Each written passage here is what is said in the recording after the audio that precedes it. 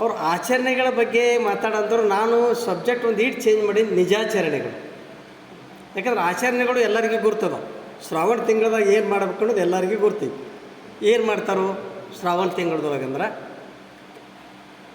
First ಸತ್ಸಂಗ, ಪ್ರವಚನ ಕೇಳೋದು. ಎಲ್ಲ ಕಡೆ ಪ್ರವಚನ ಈ ತಿಂಗಳದೊಳಗೆ ಎಲ್ಲ ಕಡೆ ಪ್ರವಚನ.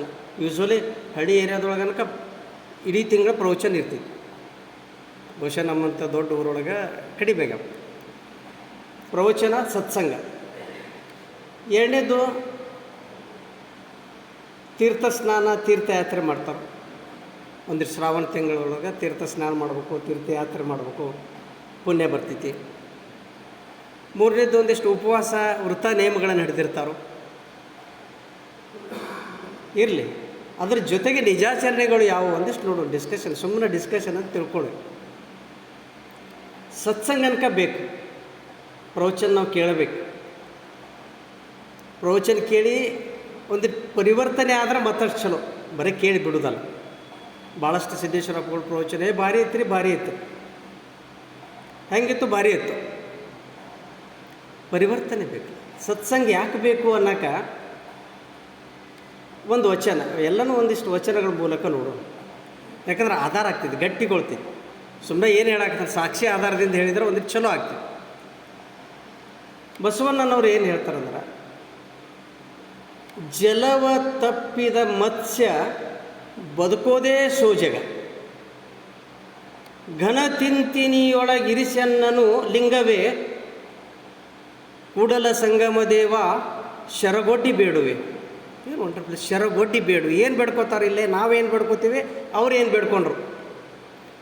ನಾವು ದೇವ್ರ ಮುಂದೆ ಏನು ಬೇಡ್ಕೋತೀವಿ?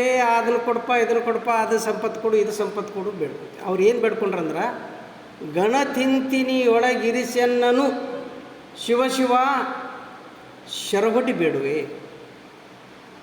ಗಣ ತಿಂತಿನಿಯೊಳಗಂತಂದ್ರೆ ಗಣ ಸಮುದಾಯದೊಳಗೆ ಅಥವಾ ಶರಣರ ಸಮುದಾಯದೊಳಗೆ ನನ್ನ ಇರಿಸಪ್ಪ ಅಂದರೆ ಒಳ್ಳೆಯ ಜನರ ಮಧ್ಯದಲ್ಲಿ ನನ್ನನ್ನು ಇರಿಸು ಅಂತ ಬೇಡ್ಕೊಂಡ್ರು. ಒಳ್ಳೆಯ ವಿಚಾರ ಆಚಾರಗಳನ್ನು ಕೊಡಪ್ಪ. ಮ್ಯಾಲೇನು ಹೇಳಿದ್ರಂದ್ರೆ, ಜಲವ ತಪ್ಪಿದ ಮತ್ಸ್ಯ ಬದುಕೋದೇ ಸೋಜಿಗ. ನೀರಿನಿಂದ ಮೀನ ಹೊರಗೆ ತೆಗೆದ್ರೆ ಬದುಕೋದು ಕಷ್ಟ ಐತಿ. ಹಂಗೆ ಈ ನಾವೇನದೀವರಂದ್ರೆ, ನಾವು ಸಂಘಜೀವಿಗಳು. ನಾವೆಲ್ಲರೂ ಹೇಗೆ ಹಿಂಗೆ ಕೂಡಿವೆಲ್ಲ ದಿನ ಕೂಡ್ತೀವಿ, ಎಲ್ಲರೂ ಸಂಘಜೀವಿಗಳೇ. ನಾವು ಒಬ್ಬರೇ ಇರೋಕ್ಕಾಗೋದಿಲ್ಲ, ಏಕಾಂಗಿಯಾಗಿ ಇರೋಕ್ಕಾಗ್ತಿದ್ದೀರೋ? ಸಾಧ್ಯನೇ ಇಲ್ಲ. ನೋಡ್ರಿ, ಬೇಕಾದ್ರೆ ಮೊಬೈಲ್ ಬಿಟ್ಟು ನೋಡ್ರಿ. ಈಗನಕ ಸಂಘ ಅಂದ್ರೆ ಅದಾಗೈತಿ. ಮೊಬೈಲ್ ಒಂದು 5 ಮಿನಿಟ್ ಬಿಡಾಕ್ತಾಯಿರಿ ನಾವು. ಮೊಬೈಲ್ ಬಿಟ್ಟು ನೋಡ್ರಿ, ಅಥವಾ ನಿಮ್ಮ ಮನೆಯೊಳಗೆ ಸಂಘ ಬಿಡ್ರಿ. ನಿಮ್ಗೆ ಎಲ್ಲರೂ ಸಂಘ ಬಿಟ್ಟು ಒಬ್ಬ ಇರ್ತಾನಂದ್ರೆ ಸಾಧ್ಯನೇ ಇಲ್ಲ. ಸಂಘ ಬೇಕ. ನಾವು ಸಂಘಜೀವಿಗಳು. ಇದು ಯಾಕೆ ಅಕ್ಕಮಾದೇವ್ ಹೇಳ್ತಾರೆ, ಈ ಸಂಘ ಯಾಕೆ ಬೇಕು? ಪ್ರತಿಯೊಂದು ಕ್ರಿಯೆಗೆ ಸಂಘ ಬೇಕು. ಪ್ರತಿಯೊಂದು ಕ್ರಿಯೆಗೆ, ಪ್ರಕೃತಿಯ ಪ್ರತಿಯೊಂದು ಕ್ರಿಯೆಗೆ. ಒಂದು ಉದಾಹರಣೆ ಹೇಳ್ತಾರೆ ನೋಡ್ರಿ, ಅಥವಾ ಒಂದು ವಚನ ಹೇಳ್ತಾರೆ. ಸಂಘದಿಂದಲ್ಲದೆ ಅಗ್ನಿ ಹುಟ್ಟದು, ಸಂಘದಿಂದಲ್ಲದೆ ಬೀಜ ಮೊಳೆದೋರದು, ಸಂಘದಿಂದಲ್ಲದೆ ಹೂವಾಗದು, ಸಂಘದಿಂದಲ್ಲದೆ ಸರ್ವ ಸುಖ ತಲೆದೋರದು. ಚನ್ನಮಲ್ಲಿಕಾರ್ಜುನ ನಿಮ್ಮ ಮಹಾನುಭಾವಿಗಳ ಸಂಘದಿಂದ ಆನು ಪರಮಸುಖಿಯಾದೆನಯ್ಯ. ಮ್ಯಾಗ ಉದಾಹರಣೆ ಕೊಡ್ತಾರೆ. ಆಗಲೇ ಬಸವಣ್ಣವರು ಒಂದು ಉದಾಹರಣೆ ಕೊಟ್ಟರು, ಕನ್ಕ್ಲೂಷನ್ಗೆ ಬಂದರು. ಅಕ್ಕಮಹಾದೇವಿ 4-5 ಉದಾಹರಣೆ ಕೊಡ್ತಾರೋ, ಕನ್ಕ್ಲೂಷನ್ಗೆ ಬರ್ತಾರೋ. ಈ 4-5 ಉದಾಹರಣೆ ಪೌರಾಣಿಕ ಉದಾಹರಣೆ ಇಲ್ಲ, ಎಲ್ಲವೂ ವೈಜ್ಞಾನಿಕ ಆಧಾರದ ಉದಾಹರಣೆಗಳನ್ನು ಕೊಡ್ತಾರೋ. ಅದಕ್ಕಾಗಿ ವಚನಗಳು ಇನ್ನೂ ಬದುಕ್ಯವ, ಯಾವಾಗಲೂ ಬದುಕಿರ್ತಾರೆ. ಯಾಕಂದ್ರೆ ಅವ್ರು ಪೌರಾಣಿಕ ಉದಾಹರಣೆ ಇಲ್ಲ. ಎಲ್ಲರ ಗಾಳಿ ಒಳಗೆ ಹುಟ್ಟಿದ ಅವ ವಾಯುಪುತ್ರ, ಇಂಥ ಉದಾಹರಣೆನೇ ಇಲ್ಲ. ಏನು ಉದಾಹರಣೆ ಕೊಡ್ತಾರೆ ನೋಡ್ರಿ, ಸಂಘದಿಂದಲ್ಲದೆ ಅಗ್ನಿ ಹುಟ್ಟದು. ಕಟ್ಟಿಗೆ ಒಳಗೆ ಅಗ್ನಿ ಅದ, ಅದು ಪ್ರಕಟ ಆಗಬೇಕಾದ್ರೆ ಅದಕ್ಕೇನು ಬೇಕು? ಮ್ಯಾಚ್ ಬಾಕ್ಸದ ಸಂಘ ಬೇಕಲ್ಲ. ಅದಕ್ಕೆ ಸಂಘದಿಂದಲ್ಲದೆ ಅಗ್ನಿ ಹುಟ್ಟದು. ಈಗ ಪ್ರಣತೆ ಐತಿ, ಬತ್ತಿ ಐತಿ, ಎಣ್ಣೆ ಐತಿ, ಇನ್ನೊಂದು ಜ್ಯೋತಿ ಸ್ಪರ್ಶ ಆಗಲಾರ್ದ ಆ ಪ್ರಣತೆ ಉರಿತಿಲ್ಲ. ಅಂದರೆ ಸಂಘದಿಂದಲ್ಲದೆ ಅಗ್ನಿ ಹುಟ್ಟೋದು ಮೊದಲೇದು ಹೇಳಿದರು. ಎರಡನೇದು, ಸಂಘದಿಂದಲ್ಲದೆ ಬೀಜ ಮೊಳೆದೋರದು. ಬೀಜ ಮೊಳೆ ಕೊಡೋದು ಮರ ಆಗಬೇಕಾದ್ರೆ ಬೀಜಕ್ಕೆ ಭೂಮಿ ಸಂಘ, ನೀರಿನ ಸಂಘ, ಸೂರ್ಯನ ಸಂಘ, ಗಾಳಿ ಸಂಘ ಬೇಕು. ಸಂಘ ಇರಲಾರ್ದ ಬೀಜ ನೀವು ಎಷ್ಟು ಸಲ ಎಲ್ಲಿ ಟ್ರೆಜರಿ ಒಳಗಿಟ್ರೆ ಮಳೆ ಕೊಡಂಗೆ ಎಲ್ಲ, ಸಂಘ ಬೇಕು. ಮೂರನೇದು ಹೇಳ್ತಾರೆ, ಸಂಘದಿಂದಲ್ಲದೆ ಹೂ ಆಗೋದು.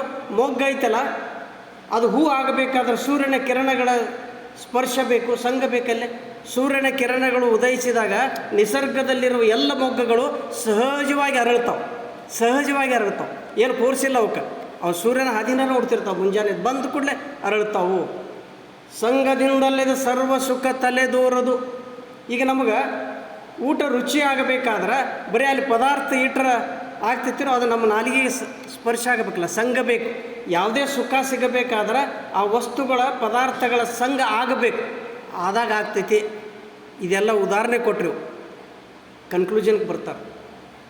ಈಗ ಹೆಂಗೆ ಎಲ್ಲದಕ್ಕೂ ಸಂಘ ಕಾರಣ ಐತಿಲ್ಲ, ಹಾಗೆಯೇ ಚನ್ನಮಲ್ಲಿಕಾರ್ಜುನಯ್ಯ ಮಹಾನುಭಾವಿಗಳ ಸಂಘದಿಂದ ಅವನು ಪರಮಸುಖಿಯಾದನಯ್ಯ. ಪರಮಸುಖಿ ಆಗಬೇಕಾದ್ರೆ ಮಹಾನುಭಾವಿಗಳ ಸಂಘ ಬೇಕು, ಶರಣರ ಸಂಘ ಬೇಕು, ಒಳ್ಳೆಯ ಜನರ ಸಂಘ ಬೇಕು. ಪರಮ ಸುಖ ಅಂದ್ರೆ ಏನು?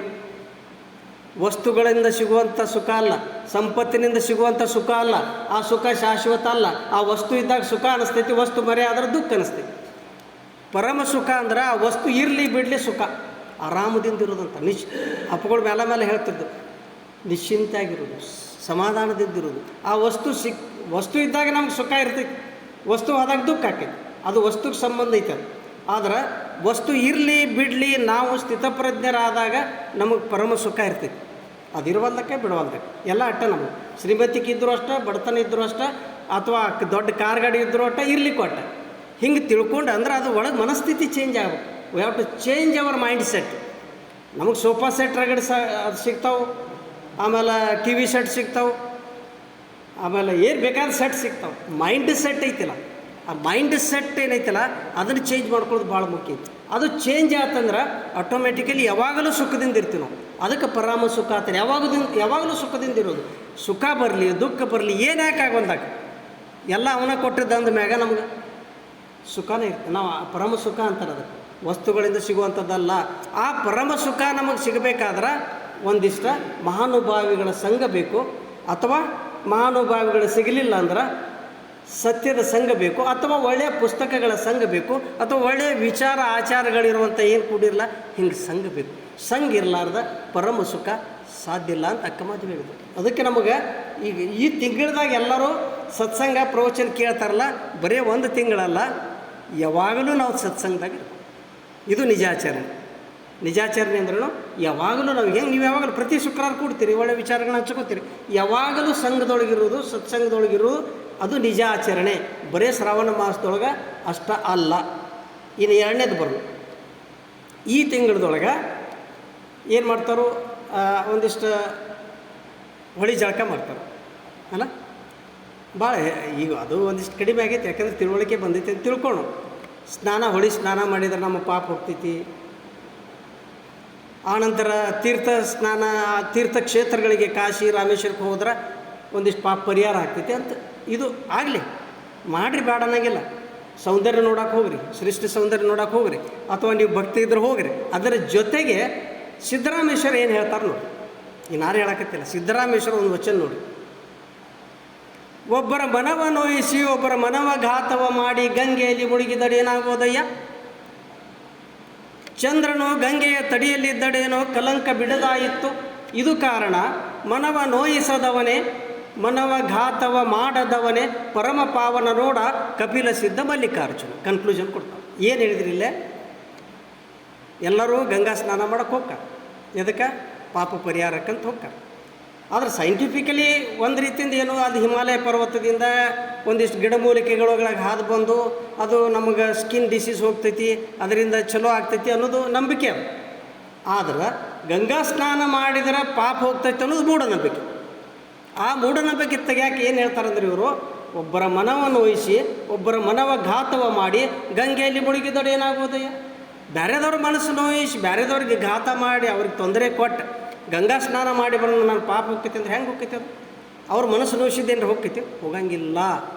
ಅದಕ್ಕೊಂದು ಉದಾಹರಣೆ ಕೊಡ್ತಾರೆ. ಮತ್ತು ಇಲ್ಲಿ ಪೌರಾಣಿಕ ಉದಾಹರಣೆ ಕೊಡ್ತಾರಂದ್ರೆ ಪೌರಾಣಿಕ ಕಥೆಗಳನ್ನು ಅವ್ರು ನಂಬಲಿಲ್ಲ, ಆದ್ರೆ ನಮ್ಮಂಥವ್ರಿಗೆ ಕೊಡ್ತಾರೋ, ನಿಮಗೆ ತಿಳಿಲಿ ಅಂತ ಕೊಡ್ತಾರೆ. ಏನು ಕೊಡ್ತಾರೆ ನೋಡ್ರಿ, ಉದಾಹರಣೆ ಕೊಟ್ಟ example is better than precept. ಯಾವಾಗಲೂ ಉದಾಹರಣೆ ಕೊಟ್ಟರೆ ಆ ಥಿಯರಿ ಗಟ್ಟಿ ಆಗ್ತೈತಿ. ನೀವು ನೋಡಿ ಪ್ರಾಕ್ಟಿಕಲಿ ಸೈನ್ಸ್ ಸಬ್ಜೆಕ್ಟ್ ಒಳಗೆ ಮ್ಯಾಥಮೆಟಿಕ್ಸ್ ಒಳಗೆ ಎಕ್ಸಾಂಪಲ್ ಕೊಡಲಿರೋದಾದ್ರೆ ಥಿಯರಿನೇ ತಿರಿಯಂಗಿಲ್ಲ. ಹಂಗೆ ಒಂದು ಎಕ್ಸಾಂಪಲ್ ಕೊಟ್ಟರು ಅವರು. ಚಂದ್ರನು ಗಂಗೆಯ ತಡಿಯಲ್ಲಿದ್ದಡೇನೋ ಕಲಂಕ ಬಿಡದಾಯಿತು. ಈಗ ಚಂದ್ರ, ಈ ಪೌರಾಣಿಕ ಶಿವನ ಚಿತ್ರ ನೋಡ್ರಿ. ಪೌರಾಣಿಕ ಶಿವ ನಾವು ಶಿವ ಅಂದ್ರೆ ಪರಮಾತ್ಮ. ಪೌರಾಣಿಕ ಶಿವನ ಚಿತ್ರ ಒಳಗೆ, ಪೌರಾಣಿಕ ಶಿವನ ಜಡೆ ಒಳಗೆ ಯಾರದಾರೋ? ಗಂಗೆ. ಆ ಗಂಗೆ ತಡಿ ಒಳಗೆ ಚಂದ್ರದಾನ.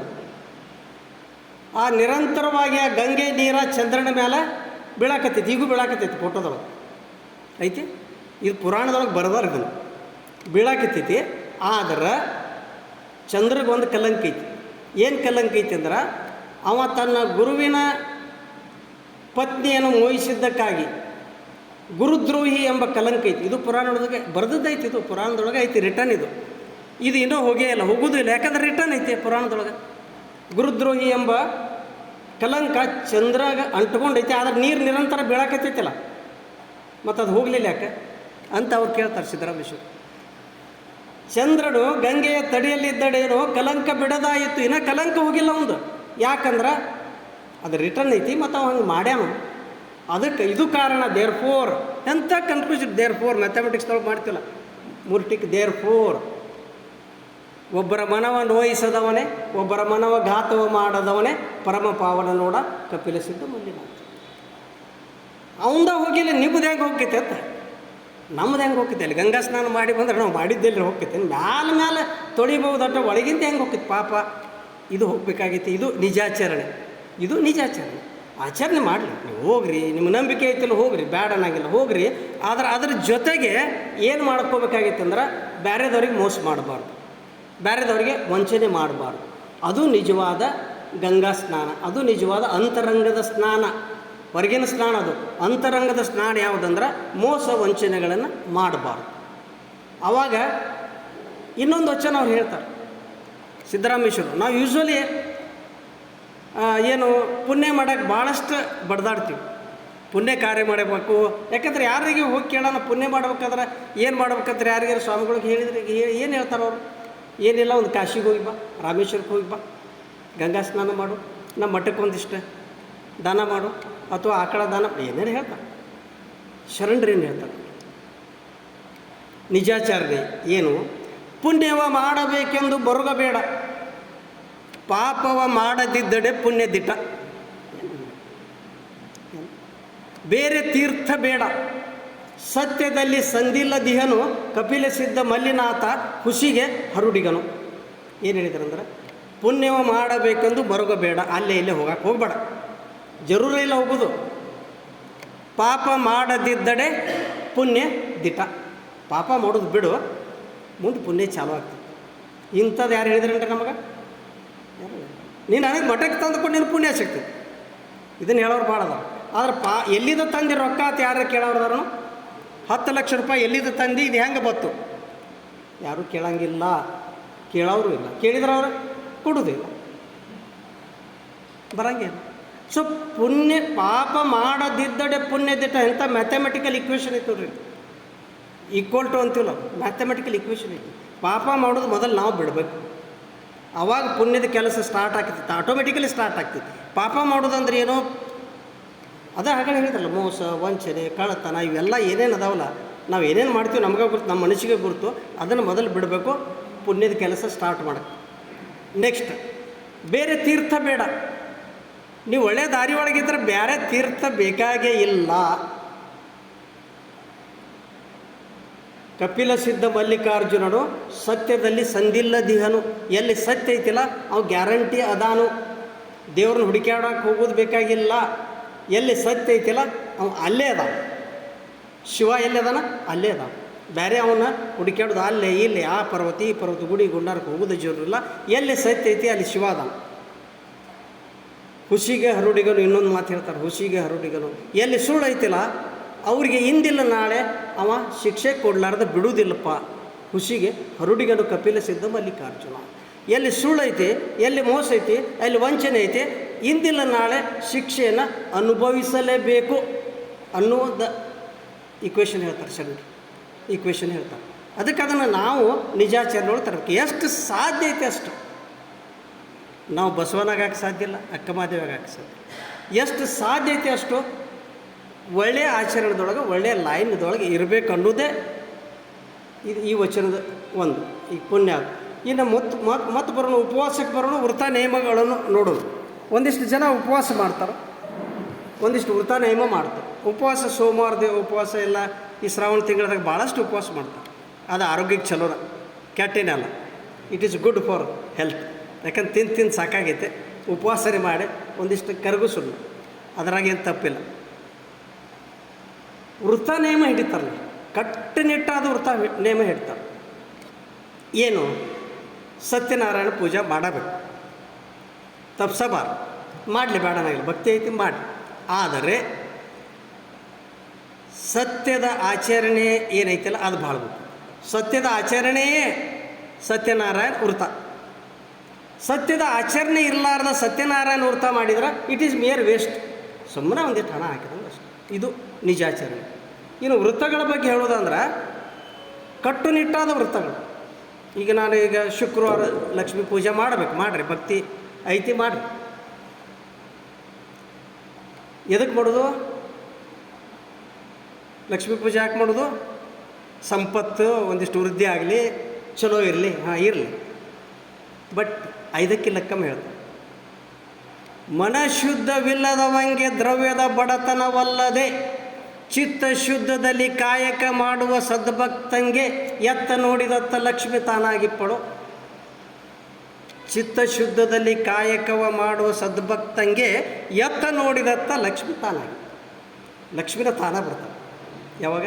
ಚಿತ್ತಶುದ್ಧದಲ್ಲಿ ಕಾಯಕ ಮಾಡಬೇಕು. ಕಾಯಕ ಸತ್ಯಶುದ್ಧ ಆಗಿರಬೇಕು, ಚಿತ್ತಶುದ್ಧ ಇರಬೇಕು, ಮನಸ್ಸು ಆ ಕಡೆ ಈ ಕಡೆ ಹೊಯ್ದಾಟ. ಅವನ ಮೇಲೆ ಕಾಯಕ ಅಂದ್ರೆ ಅದು ಪರಮಾತ್ಮನ ಸೇವೆ ಅಂತ ತಿಳ್ಕೊಂಡು ಯಾರು ಮಾಡ್ತಾರಲ್ಲ ಎಂದೂ ಲಕ್ಷ್ಮಿ ಕಡಿಮೆ ಆಗೋದು, ತಾನೇ ಬರ್ತಾವೆ. ಲಕ್ಷ್ಮಿ ಬೆನ್ನು ಹತ್ತೋದು ಬೇಕಾಗಿಲ್ಲ, ಶಿವನ ಬೆನ್ನು ಹತ್ತೋದು ಬೇಕಾಗಿಲ್ಲ, ಅವರ ನಿಮ್ಮಂತೆ ಬರ್ತಾವೆ. ಎಲ್ಲದ ನನ್ನ ಭಕ್ತ, ಎಲ್ಲದ ನನ್ನ ಭಕ್ತ ಹುಡುಕ್ಯಾಡ್ಕೊಂಡು ಬರುವಂಥದ್ದು ಶರಣ ತತ್ವ. ಅದು ನಿಜಾಚರಣೆ. ಆಮೇಲೆ ಟೈಮ್ ಆದ್ರೆ ಹೇಳಿ ಸಾಕು. ಇನ್ನೊಂದಿಷ್ಟು ನೇಮಗಳು ಹೇಳಿ. ನೇಮಗಳು ಈಗ ಶ್ರಾವಣ 16 ಶ್ರಾವಣ ಎಲ್ಲ ನೇಮಗಳು ಹಿಡೀಲಿ, ಬೇಡನಾಗ ನಿಮಗೆ ಹೆಂಗೆ ಭಕ್ತಿ ಐತಿ ಮಾಡಿರಿ. ಅದರ ಜೊತೆಗೆ ನಿಜವಾದ ನೇಮ ಏನು ಅನ್ನೋದು ಒಂದಿಟ್ಟು ತಿಳ್ಕೊಳ್ಳಿ ಅಷ್ಟೇ, ಮತ್ತೇನಿಲ್ಲ. ಇಲ್ಲಿ ಹೆಣ್ಮಕ್ಳು ಬಂದಿಲ್ಲ, ಆ ಮತ್ತು ಬೇರೆ ಅವ್ರು ಬಂದರು ಅಂತಿದ್ರು, ಇವ್ರು ಏನು ಹೇಳಕತ್ತಾರಂತ. ಅದರ ನಿಜವಾದ ನೇಮಗಳನ್ನು ಒಂದಿಟ್ಟು ಹೇಳ್ಬೇಕಾಗಿತ್ತು ನಾವು. ಸತ್ಯನಾರಾಯಣ ವೃತ ಮಾಡಲಿ, ಸತ್ಯದ ಆಚರಣೆ ಇರಬೇಕು. ಒಂದಿಷ್ಟು ನೇಮಗಳು ಇಂಥದ ದೇವರಿಗೆ ಇಂಥದ ಹೂ ಬೇಕು.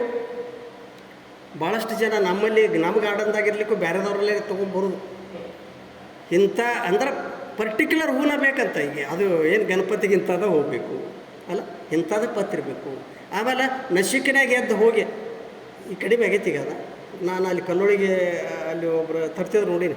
ಏನಂತಂದ್ರೆ ನಶಿಕಿನಾಗ ಎದ್ದು ಹೋಗಿ ಹೊಳಿ ಜಳಕ ಮಾಡಿ ಹೊಳಿ ನೀರು ತುಂಬಿಕೊಂಡು ಗುಡಿಗೆ ತರೋದು. ಪ್ರತಿ ಒಂದು ತಿಂಗಳ ಪೂರ ಮಾಡಲಿ, ಭಕ್ತಿ ಐತಿ, ತಪ್ಪಿಲ್ಲ. ಆದರೆ ಅದ್ರ ಜೊತೆಗೆ ಏನು ಅಳವಡಿಸ್ಕೊಳ್ಳೋದಂದ್ರೆ ಅಲ್ಲವರು ಹೇಳ್ತಾರೆ ನೋಡಿ, ಸಜ್ಜನವೇ ಮಜ್ಜನ, ಸತ್ಯ ಸದಾಚಾರವೇ ಪತ್ರಪುಷ್ಪ, ಅಷ್ಟಮದಂಗಳ ಸುಟ್ಟುದೇ ಧೂಪ, ನಯನವೇ ಸ್ವಯಂ ಜ್ಯೋತಿ, ಪರಿಣಾಮವೇ ಅರ್ಪಿತ ಕಾನ ಗೋಯೇಶ್ವರ. ಏನು ಹೇಳಿದ್ರಿಲ್ಲ? ಸಜ್ಜನವೇ ಮಜ್ಜನ ಅಂದ್ರೆ ಪವಿತ್ರವಾದ ಜಲ. ದೇವರಿಗೆ ಏನು ಪವಿತ್ರವಾದ ಜಲ ಐತಲ್ಲ, ಅಥವಾ ಲಿಂಗ ಪೂಜಾಕ್ಕೆ ಪವಿತ್ರವಾದ ಜಲ ಐತಲ್ಲ, ಯಾವುದಂದ್ರೆ ಸಜ್ಜನತ್ವ. ನಮ್ಮೊಳಗಿರುವ ಸಜ್ಜನತ್ವವೇ ಲಿಂಗಕ್ಕೆ ಪವಿತ್ರವಾದ ಜಲ. ಮಡಿ ಜಲ ಅಂತೀವಲ್ಲ, ಮಡಿ ಅವ್ರು ಮುಟ್ಟಬಾರ್ದು, ಇವ್ರು ಮುಟ್ಟಬಾರ್ದು, ಅವ್ರು ಮುಟ್ಟಿದ್ರೆ ಮತ್ತೆ ಹೋಗಿ ಜಳಕ ಮಾಡೋದು ಏನೂ ಬೇಕಾಗಿಲ್ಲ. ನಮ್ಮಲ್ಲಿ ಸಜ್ಜನತ್ವವಿದ್ರೆ ಅದು ನಿಜವಾದ ಜಲ, ಪವಿತ್ರವಾದ ಜಲ. ಸಜ್ಜನವೇ ಮಜ್ಜನ, ಸತ್ಯ ಸದಾಚಾರವೇ ಪತ್ರಪುಷ್ಪ. ಸತ್ಯ ಸದಾಚಾರ ಅಂದ್ರೆ ಸತ್ಯಶುದ್ಧವಾದ ಕಾಯಕದೊಳಗಿರುವುದು, ಸನ್ಮಾರ್ಗದೊಳಗಿರುವುದು, ಸತ್ಯದಲ್ಲಿರುವುದು. ಇದು ಪತ್ರ ಮತ್ತು ಪುಷ್ಪ. ಇದೇ ಪತ್ರಿ, ಇದೇ ಪುಷ್ಪ. ಇವಿರಲಿಲ್ಲ ಅಂದರೆ ಏನು ಪತ್ರಿ ಏರಿಸಿದ್ರೂ ಉಪಯೋಗ ಇಲ್ಲ, ಏನು ಪುಷ್ಪ ಏರಿಸಿದ್ರೂ ಉಪಯೋಗ ಇಲ್ಲ. ಅವನು ಪರೀಕ್ಷೆ ಮಾಡ್ತಿರ್ತಾನೆ, ನೀವು ಎಲ್ಲಿ ಏನು ಮಾಡಾಕತ್ತೆ ಅನ್ನೋದು. ಯಾಕಂದ್ರೆ ಮನವನ್ನು ಅರಿಯೋದ ಕಾರಣ ಬೇರೆ ಇಲ್ಲ. ನಮ್ಮ ಮನಸ್ಸಿನಾಗ ಏನೈತೆ ಅನ್ನೋದು ನಮಗೆ ಗೊತ್ತಾ, ಅವಾಗ ಗೊತ್ತಾ. ಆಮೇಲೆ ಏನು ಹೇಳಿದರು? ಧೂಪಕ್ಕೆ ಬಂದರು. ನಾವು ಧೂಪ ಬೆಳಗಿದ್ದು, ಅಥವಾ ಈಗ ಕೆಲವೊಬ್ಬರನಕ ಏನದು ಕಾಯಂ ದೀಪ ಇರ್ಬೇಕು. ಏನೋ ಥರದ್ದು ಕಾಯಂ ದೀಪ ಇರ್ಬೇಕು. ಹಾಂ, ನಿರಂತರ ಜ್ಯೋತಿ. ಆಮೇಲೆ ಲಕ್ಷ ದೀಪಗಳು ಇರಲಿ. ಇವ್ರೇನು ಹೇಳ್ತಾರೆ ನೋಡಿ, ಅಷ್ಟಮದಂಗಳ ಸುಟ್ಟುದೇ ಧೂಪ. ಅಷ್ಟಮದಂಗಳ ಸುಟ್ಟುದೇ ಧೂಪ. ಧೂಪ ಸುಟ್ಟುದು ಏನೈತಿಲ್ಲ, ಧೂಪ ಸುಟ್ಟರೆ ಆಗಲಿಲ್ಲ, ನಿನ್ನ ಒಳಗಿನ ಅಹಂಕಾರ ಸುಡು ಮರ ಮೊದಲು. ಒಳಗಿಟ್ಕೊಂಡು ಕೂತಿಲ್ಲ, ನಾನು ದೊಡ್ಡವನ ಶಾನ್ಯಾನ ಶ್ರೀಮಂತ, ನಾನು ಹಂಗೆ ನಾನು ಹಿಂಗೆ. ನಿನಕಿ ಶ್ರೀಮಂತ ರಗಡು ಹೊಟ್ಟ್ಯಾರು, ನಿನಕಿ ಶಾನ್ಯ ರಗಡು ಹೊಟ್ಟ್ಯಾರು. ಅದು ತೋಡಿ ಏನು ಮಾಡೋದು, ತೆಗೆದು ಹಾಕಿ. ಏನು ಶಾನ್ಯ ಇದೀಪ ನೀನು, ಏನು ಗೊತ್ತೈತಿ, ಏನು ಸ್ಟ್ಯಾಟಿಸ್ಟಿಕ್ಸ್ ಗೊತ್ತೈತಿ, ಏನು ಮ್ಯಾಥ್ಸ್ ಗೊತ್ತೈತಿ, ತುಂಬೈತೆ ಅಲ್ಲಿ ಜಗತ್ತಿನಾಗ. ಏನು ಒಂದು 4 ಅಕ್ಷರ ಗುರ್ತದ ಒಟ್ಟ, ಏನು ವಚನ ಸಾಹಿತ್ಯ ಗೊತ್ತೈತಿ. ಸೊ ಒಳಗಿನ ಮದ ಅದಲ್ಲ, ಅಷ್ಟಮದಗಳಂತಾರೆ, ಒಂದೇ ಅಲ್ಲ. ಕೆಲವೊಬ್ಬರಿಗೆ ಕುಲಮದ, ಛಲಮದ, ರೂಪಮದ, ಯೌವನ ಮದ, ರಾಜ್ಯ ಮದ, ಒಬ್ಬೊಬ್ರಿಗೆ ಒಂದೊಂದು ಮದ ಇರ್ತೈತಿ. 8 ಇದ್ರೆ ಅಡಕ ಬಗಿನ ಇರ್ತಾವೆ. ಅವ್ನು ನೋಡಂಗಿಲ್ಲ ಹೆಂಗೆ ಅಡ್ಡಾಡ್ತಿರ್ತಾನೆ, ನೋಡಂಗೆ ಯಾವ್ದು ನೋಡೋ ಸ್ಟೈಲೇ ಬೇರೆ ಆಗಿರ್ತೈತೆ, ಸ್ಟೈಲೇ ಚೇಂಜ್ ಆಗಿರ್ತೈತೆ. ಅಧಿಕಾರದ ಮದ ಏನು ನೋಡ್ಬೇಕು, ಏನು ಇನ್ನೂ ಒಂದು ಈಟ ಸಣ್ಣದ ಅಧಿಕಾರ ಬಂದಿರ್ತೈತೆ, ಅವ್ನ ಸ್ಟೈಲ್ ಅದು ಚೇಂಜ್ ಆಗಿದೆ. ಇದು ಒಳಗೆ ಇದನ್ನು ಸುಟ್ಟೆ ಅಂದ್ರೆ ಅದು ನಿಜವಾದ ಧೂಪ ಸುಟ್ಟಂಗೆ.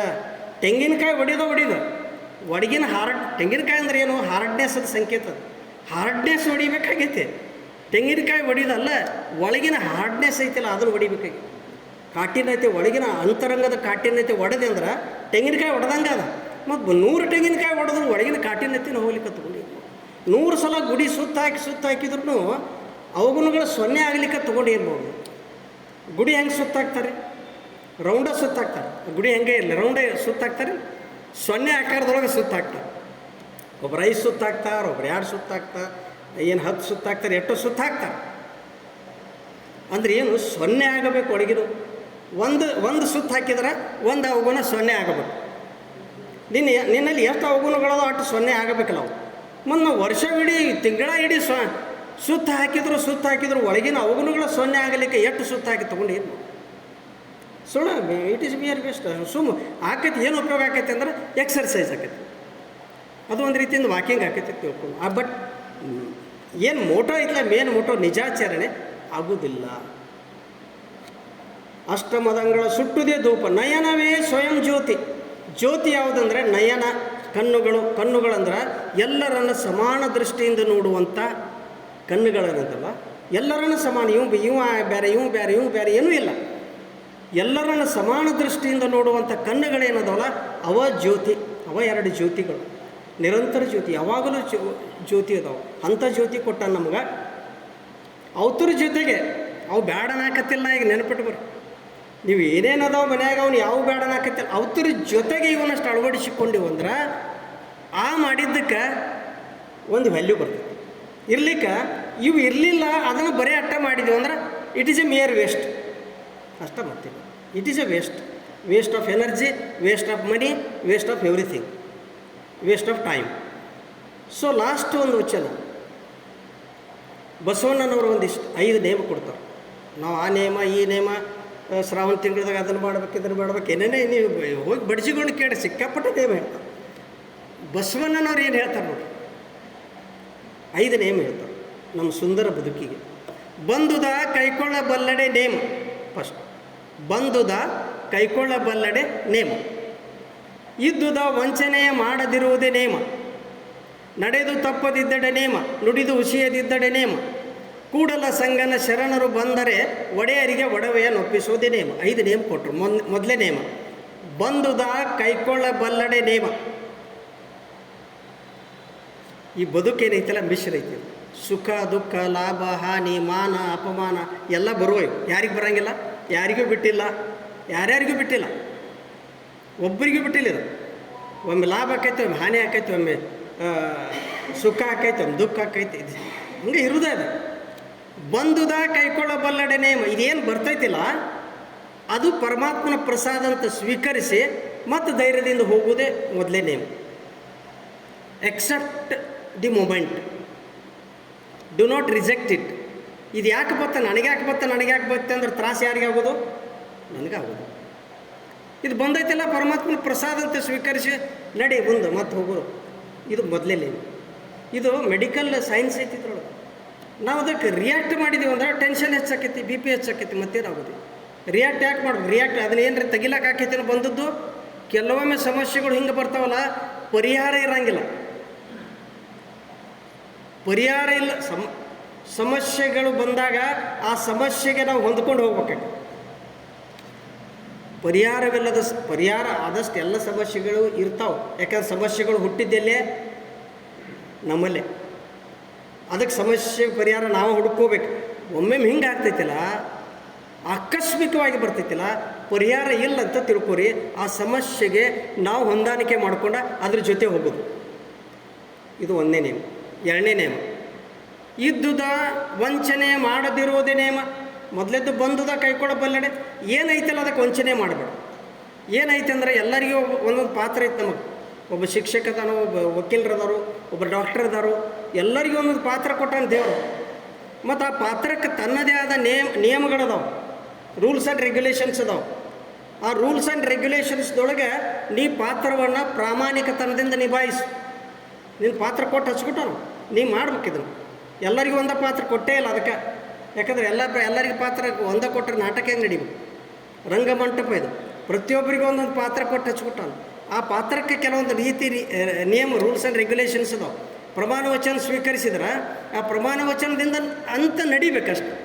ಪ್ರಮಾಣ ವಚನದಿಂದ ಅದರಂತೆ ನಡೀಲಿಲ್ಲ ಅಂದ್ರೆ ಪ್ರಮಾದ ಆಕೈತಿ, ತಪ್ಪಾಕೈತಿ. ಅದಕ್ಕೆ ಅದು ಹಂಗೆ ಮಾಡಬೇಡ ಅಂತ ಹೇಳಾಕತ್ತೀರಿ. ಇದ್ದುದ ವಂಚನೆ ಮಾಡದಿರುವುದೇ ನಿಯಮ. ನಿನ್ನ ಪಾತ್ರಕ್ಕೆ ಎಂದೂ ವಂಚನೆ ಮಾಡಬೇಡ. ನಿನ್ನ ಪಾತ್ರ ಮುಗಿತಕ್ಕ ಅದನ್ನು ಚೆಂದಂಗೆ ದಿ ಬೆಸ್ಟ್, ಚಲೋ ಪಾತ್ರ ಮಾಡಾಕತ್ತಾರಪ್ಪ ನಾವು ಹೇಳ್ತೀವಿ. ಪಾತ್ರ ನೋಡಿ ಹೇಳ್ತೀವಿ ನೋಡಿ, ಎಷ್ಟು ಪಾತ್ರ ಚೆನ್ನಾಗಿ ಮಾಡಾಕತ್ತಾನೆ. ಹಾಗೆ ಚಲೋ ಪಾತ್ರ, ನಾಟಕದ ಪಾತ್ರ ಬೇರೆ. ಮತ್ತು ಅವ್ರು ಮಾಡುವಂಗೆ ಬಣ್ಣ ಹಚ್ಚಿಕೊಂಡು ಪಾತ್ರ ಅಲ್ಲಿದು. ನಿಜವಾಗಿಯೂ ನಮ್ಮ ಪ್ರಾಮಾಣಿಕತೆಯಿಂದ ನಮ್ಮ ಪಾತ್ರ ನಿಭಾಯಿಸಿ ಹೋಗುತ್ತಕ್ಕ. ಯಾಕಂದ್ರೆ ನಾವು ಏನೂ ತೊಗೊಂಡು ಹೋಗ ಉಳಿದಂದ್ರೆ ನಮ್ಮ ಪಾತ್ರ ಅಷ್ಟ. ಪಾತ್ರ ಚಲೋ ಮಾಡಿದಪ್ಪ, ಚಲೋ ಇದ್ದ, ಚಲೋ ತಮ್ಮ ಕೆಲಸ ಚಲೋ ಮಾಡಿದ್ರು, ಹೋದರು, ಇನ್ನಷ್ಟು ಇರಬೇಕಾಗಿತ್ತು ಅನಿಸ್ಕೋಬೋದು. ಇಲ್ಲತ್ತ ಪಾತ್ರ ಬಾದಾಗಿತ್ತು ಅಂದ್ರೆ, ಕೆಟ್ಟಾಗಿತ್ತಂದ್ರೆ, ಪಾತ್ರಕ್ಕೆ ವಂಚನೆ ಮಾಡಾಕತ್ತಿದ್ವು ಅಂದ್ರೆ, ರಿವರ್ಸ್ ಇತ್ತಂದ್ರೆ ವಾದ ಪಾಡು ಚಲೋ, ಜಲ್ದಿ ವಾದ ಭಾಳ ಚಲೋ ಇಟ್ಟು ಮತ್ತೇನು ಆಗೋದು. ಇದು ಎರಡನೇದು. ಮೂರನೇದು, ನಡೆದು ತಪ್ಪದಿದ್ದಡೆ ನೇಮ. ನಾವು ಒಂದು ಸನ್ಮಾರ್ಗದೊಳಗೆ ನಾವು ನಡೆದೀವಿ ಅಥವಾ ಧರ್ಮದ ಮಾರ್ಗದೊಳಗೆ ಹೊಂಟೀವಿ. ಯಾವ ಕಾರಣಕ್ಕೂ ಮಾರ್ಗ ಬದಲಾಯಿಸಬೇಡ. ಭಾಳಷ್ಟು ಬರ್ತಾವಲ್ಲಿ ಚೇಂಜ್ ಮಾಡೋಕ್ಕೆ ಭಾಳಷ್ಟು ಆಕರ್ಷಣೆಗಳು ಬರ್ತಾವೆ. ಏನಾರು ಕೊಡಕ್ಕೆ ಬರ್ತಾರಂತ ತಿಳ್ಕೊ. ಯಾವ ಕಾರಣಕ್ಕೂ ನಿನ್ನ ಮಾರ್ಗ ಬದಲಾಯಿಸಬೇಡ. ಅದೇ ಮಾರ್ಗ, ಒಂದು ಮಾರ್ಗ ಹಿಡ್ದಿಲ್ಲ ಅದೇ ಮಾರ್ಗದೊಳಗೆ ಹೋಗಬೇಕು. ನುಡಿದು ತಪ್ಪದಿದ್ದಡೆ ನೇಮ. ಯಾರಿಗಾರೆ ಮಾತು ಕೊಟ್ಟಿದ್ದೆ ಅಂದ್ರೆ ಆ ವಚನ ಭ್ರಷ್ಟನಾಗಬೇಡ. ನುಡಿದು ತಪ್ಪದಿದ್ದಡೆ ನೇಮ. ಯಾವ ಕಾರಣಕ್ಕೂ ಅವ್ರಿಗೆ ಮಾತು ಕೊಟ್ಟಿದ್ದೆ ಅಂದ್ರೆ ವಚನ ಭ್ರಷ್ಟ ಆಗಬೇಡ. ಆಮೇಲೆ ಮಾತು ಬದಲಾಯಿಸಬೇಡ. ವಿಶ್ವಾಸ ಉಳಿಯಂಗಿಲ್ಲ ಜನರದು. ಒಂದು ಸಲ ನೋಡ್ತಾರೆ, 2 ಸಲ ನೋಡ್ತಾರೆ, ಸುಳ್ಳು ಹೇಳ್ತಾರೆ, ತಿಳ್ಕೊತಾರು. ಲಾಸ್ಟ್ ಏನೈತಿಲ್ಲ, ಕೂಡಲ ಸಂಗನ ಶರಣರು ಬಂದರೆ ಒಡೆಯರಿಗೆ ಒಡವೆಯನ್ನು ಒಪ್ಪಿಸುವುದೇನೆ. ಇದೇನು ಬಹುಶಃ ನಮಗೆ ಪಾಲಿಸೋದಾಗೋದಿಲ್ಲ. ಕೂಡಲ ಸಂಗನ ಶರಣರು ಬಂದರೆ ಒಡೆಯರಿಗೆ ಒಡವೆಯನ್ನು ಒಪ್ಪಿಸುವುದೇ ನೇಮ. ಕೂಡಲ ಸಂಗನ ಶರಣರು ಅಂತಂದ್ರೆ ಅನ್ರಿ, ಸಮಾಜರೇ ಅನ್ರಿ, ಅಥವಾ ಯಾರಿಗೆ ಅಂಗವಿಕಲರದಾರೋ ಅಸಹಾಯಕರದಾರೋ ಅವ್ರು ಬಂದ್ರೆ ನೀವು ಸೇವೆ ಮಾಡಾಕತ್ತೀರಿ ಬರೋಬರಿ, ಯಾಕಂದ್ರೆ ಅದು ಸಮಾಜ ಸೇವೆನ. ಆದ್ರೆ ಅವ್ರು ಬಂದ್ರೆ ಒಡೆಯರಿಗೆ ಅವರ ಒಡೆಯರು. ನಮ್ಮ ಆಸ್ತಿಗೆ ಯಾರು ಒಡೆಯರು? ಬಂದವರ ಒಡೆಯರು. ಒಡೆಯರಿಗೆ ಒಡವೆಯನ್ನು ಒಪ್ಪಿಸುವುದೇ ನೀವು. ಬಂದವರಿಗೆ ನಿನ್ನ ಕಡೆ ಅಷ್ಟು ನಮಗೆ ಕೊಡೋದಾಗೋದು ಇಲ್ಲ ಅಂತ ತಿಳ್ಕೊಡಿ. ಅಷ್ಟು ಕೊಡೋದು. ಯಾಕಂದ್ರೆ ಅವರು ಹಂಗಿದ್ರು, ಅವ್ರ ಕಡೆ ಅವ್ರ ಸಂಗ್ರಹ ಬುದ್ಧಿನೇ ಇದ್ದಿದ್ದಿಲ್ಲ, ಅವ್ರ ಕಡೆ ಏನು ಇರತ್ತಿದ್ದಿಲ್ಲ.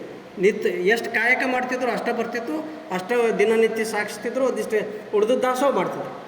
ನಮಗೆ ಅಟ್ಟು ಕೊಡೋದಾಗಲಿಕ್ಕೂ ಸ್ವಲ್ಪರೇ ಕೊಡೋದು ಆಗ್ತಿತ್ತಲ್ಲ, ಮಾಡಾಕತ್ತಿರಲ್ಲ. ಈಗ ಸ್ವಲ್ಪರ ಮಾಡ್ತೀರಿ, ಸ್ವಲ್ಪರೇ ಕಾಂಟ್ರಿಬ್ಯೂಷನ್ ಮಾಡ್ತೀರಿ, ಸಮಾಜ ಸೇವೆಗೆ ಅರ್ಪಿಸ್ತಿರಲ್ಲ. ಇದರಂಥ ದೊಡ್ಡ ನೇಮ ಯಾವುದೂ ಇಲ್ಲ, ಇದರಂಥ ದೊಡ್ಡ ಶೀಲ ಯಾವುದೂ ಅಲ್ಲ. ಶೀಲ ಅವು ಶೀಲ ಅವಲ್ಲ. ಇದ ದೊಡ್ಡ ನೇಮ, ದೊಡ್ಡ ಸೇವೆ. ಸಮಾಜ ಸೇವೆ, ಈಶ ಸೇವೆ, ಸಮಾಜ ಸೇವೆ, ಭಗವಂತನ ಸೇವೆ. ಅದನ್ನು ನೀವು ಮಾಡಾಕತ್ತೀರಿ. ಇನ್ನಷ್ಟು ಮಾಡೋಣ ಎಲ್ಲರೂ ಕೂಡ, ಇನ್ನಷ್ಟು ಒಳ್ಳೆಯ ದಾರಿಯೊಳಗೆ ಹೋಗೋಣ ಅಂಥೇಳಿ ನನ್ನ ಮಾತಿಗೆ ರಮಣ.